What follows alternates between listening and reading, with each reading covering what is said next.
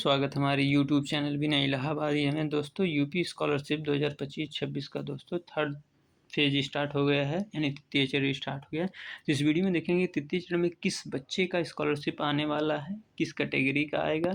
जो बच्चे पीएफएमएस से रिजेक्ट हैं, जो बच्चे पेंडिंग हैं, जिन बच्चों का अकाउंट बेस दिखा रहा है कि आधार बेस अकाउंट में पैसा भेज दिया गया है लेकिन उनके अकाउंट में पैसा नहीं आएगा, या उनका पैसा आएगा या नहीं आएगा, तो इस वीडियो में हम बात करने वाले हैं। तो दोस्तों वीडियो को पूरा देखिए जिससे आपका कोई कन्फ्यूजन ना रहे। और अभी चैनल पे नए हैं तो वीडियो को लाइक एंड सब्सक्राइब करिए अपडेट रहने के लिए।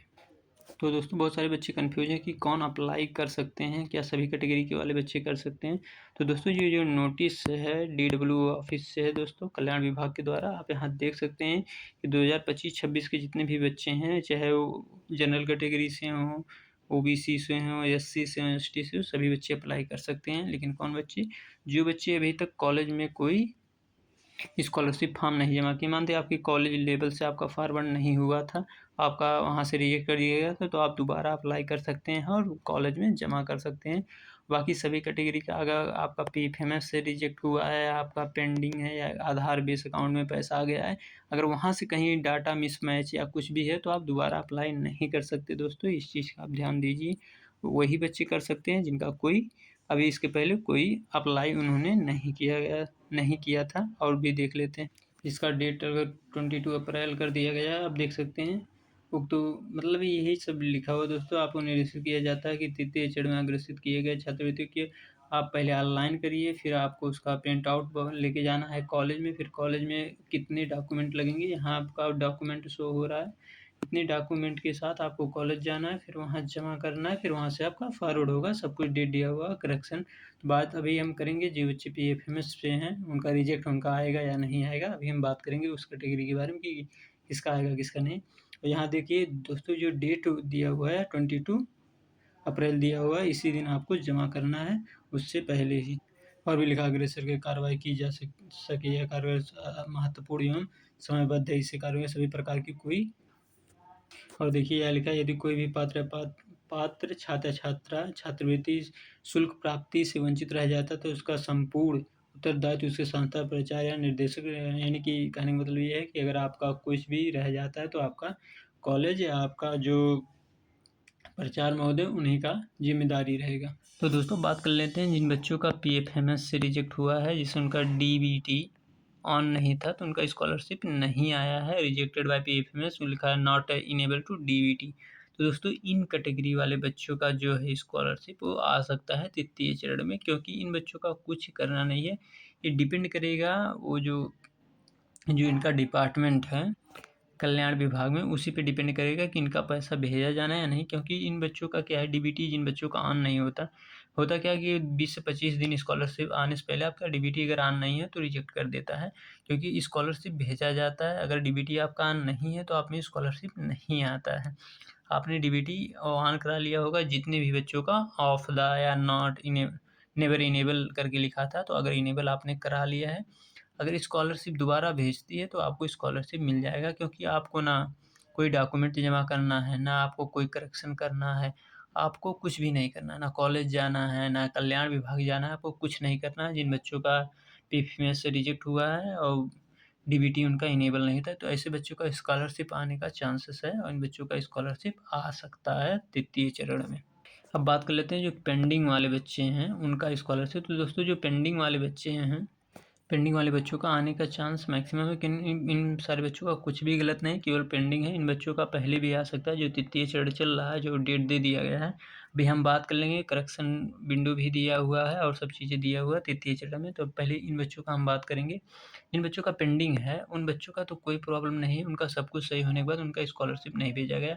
और ऐसा भी नहीं है कि फ़ंड ख़त्म हो गया, अभी दोस्तों फ़ंड बचा हुआ है। जो उन बच्चों का आधार बेस अकाउंट में भेजा गया था उनका वहाँ से तो पैसा शो हो रहा है कि यहाँ से पैसा भेजा जा चुका है, लेकिन नहीं अभी पैसा है तो पैसा है। माइनॉरिटी का कुछ बच्चों में लिखा हुआ था कि उनका फ़ंड अनअवेलेबल है, यानी कि सब कुछ ख़त्म हो चुका है, केवल माइनॉरिटी वाले बच्चों का और किसी का नहीं। तो इन बच्चों का तो स्कॉलरशिप आज आएगा, ये तो कन्फर्म है। जिन बच्चों का पेंडिंग लिखा हुआ है इन बच्चों का चांसेस है मैक्सिमम कि इनका स्कॉलरशिप आ जाएगा तृतीय चरण में, हो सकता है इसी मंथ के लास्ट में इन बच्चों का आ जाए, पेंडिंग वाले बच्चों का जो आधार बेस अकाउंट था उन बच्चों का, लेकिन कोई ऑफिशियल डेट नहीं है दोस्तों, इसलिए मैं आपको बता रहा हूँ। दोस्तों देख सकते हैं यहाँ प्रथम चरण दिया हुआ है, ऐसे प्रथम चरण तो कंप्लीट हो चुका है। यहाँ द्वितीय चरण है, ये भी आप सबका कंप्लीट हो चुका है। बात करते हैं तृतीय चरण में जो आपका स्टार्ट हुआ है। देखिए दोस्तों ये तृतीय चरण है जो अपडेटेड आया हुआ है। यहाँ देखिए तृतीय चरण स्टार्ट हुआ जो 16 अप्रैल तक था, लेकिन अब 22 अप्रैल तक कर दिया गया था। आप कॉलेज में फॉर्म को जमा करेंगे, विश्वविद्यालय एफिलेटिंग एजेंसी द्वारा वास्तविक छात्रों का सत्यापन एवं अपात्र पाठ्यक्रम एवं संस्था को ब्लॉक करना है। दोस्तों ये है कि अगर आपसे जो बच्चे बहुत सारे फर्जी भर देते हैं, तो आपके अगर कॉलेज से वो बच्चा नहीं है और भरा हुआ है तो आप उसको ब्लॉक करेंगे। ये 30 तक अप्रैल तक आपका काम हो जाएगा। एनआईसी जो था स्क्रूटनी जो दोस्तों सस्पेक्ट लिस्ट आता है जिन बच्चों का, फिर एनआईसी के थ्रू स्क्रूटनी होती है। स्क्रूटनी के बाद भी आपका वो डाटा आपको फिर से लगा के भेजना होता है कॉलेज पीपीएमएस से। तो दोस्तों वही है, तो ये समझिए जो बच्चे नए आवेदन किए हैं उन बच्चों का ही ये टोटल प्रोसेस है। जिन बच्चों का हो चुका है रिजेक्ट है उन बच्चों का नहीं है। आप देख सकते हैं इनका 28 अप्रैल तक हो जाएगा। और सबसे इम्पोर्टेंट दोस्तों ये जो त्रुटि यानी कि जो करेक्शन विंडो ओपन है वो 29 अप्रैल से 6 मई तक है।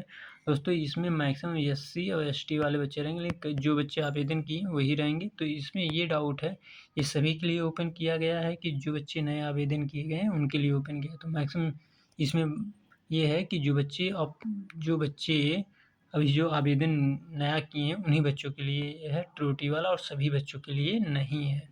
जो बच्चे हाल ही में किए हैं उन्हीं के लिए है और सभी के लिए नहीं है। तो दोस्तों देख लीजिए अब यहाँ आपका छात्रवृत्ति आवेदन जमा करने संस्था द्वारा पुनः अग्रेसित जिनका अब स्कॉलरशिप आएगा, मतलब सस्पेक्ट आएगा, आपको कॉलेज से दोबारा फॉरवर्ड कराना होगा। फिर एनआई मतलब स्क्रूटनी यही सब चलेगा, 2 बार आती है। जैसे सस्पेक्ट लिस्ट है जो, तो वही है जो स्क्रूटनी के थ्रू कराया जाता है। तो देखिए जो आपका स्कॉलरशिप है वो देखिए 22 जून तक आ जाएगा, उसके पहले आ जाएगा दोस्तों। ये तो सबसे लास्ट डेट है, उससे पहले आप सबका स्कॉलरशिप आना। जो सेकंड इंस्टॉलमेंट है जैसे एससी जो एसटी कैटेगरी के बच्चे जिनका फर्स्ट इंस्टॉलमेंट आ चुका है उन बच्चों का तो बिल्कुल कोई प्रॉब्लम नहीं है। सेकंड इंस्टॉलमेंट आपका 100% आएगा, उसमें कोई दिक्कत नहीं होगी। लेकिन जिन बच्चों का फर्स्ट इंस्टॉलमेंट नहीं आया है वो परेशान है, उनका आ जाएगा। जो बच्चे अप्लाई कर रहे हैं उनका भी 100% स्कॉलरशिप आएगा ही आएगा। जो सेंट्रल से आएगा 60% और जो केंद्र मतलब राज्य से आपको 40% प्राप्त हुआ। बाकी और अदर बच्चे हैं जिनका सस्पेक्ट लिस्ट डाटा मिसमैच और सब दिया, उन बच्चों का कुछ भी नोटिस में नहीं दिया गया है। स्पेशली उन बच्चों का कुछ नहीं दिया गया। तो अगर क्रस्ट विंडो सब उसमें कर सकते हैं तो सबके लिए सही होगा। जैसे कि आपने देखा होगा जो कुछ जो सेकंड इंस्टॉलमेंट था वो दिखा रहा था कि 15 मई तक आ सकता है। जिन बच्चों का इन बच्चों का तो जून तक आएगा। किसका जून तक आएगा? जिन बच्चों ने अभी अप्लाई किया है अप्रैल में, इनका जून तक आ जाएगा। लेकिन जिन बच्चों का फर्स्ट इंस्टॉलमेंट आ चुका है और जिन बच्चों का पीपीएमएस से रिजेक्ट हुआ उनका भी बता रहे हैं, उनका मई में आ सकता है 15 मई तक। और इनका कंफर्म नहीं है दोस्तों, जो जिन बच्चों का रिजेक्ट हुआ पीपीएमएस से उनका आ सकता है। बाकी अभी कंफर्म नोटिस नहीं है। बाकी जो ई बच्चे हैं, जो बच्चे का फर्स्ट इंस्टॉलमेंट आया हुआ था उनका सेकंड इंस्टॉलमेंट 15 मई तक मैक्सिमम चांस है आ जाएगा। ये पेपर में आया हुआ था। तो दोस्तों वीडियो को लाइक एंड सब्सक्राइब करें। धन्यवाद आप सभी का।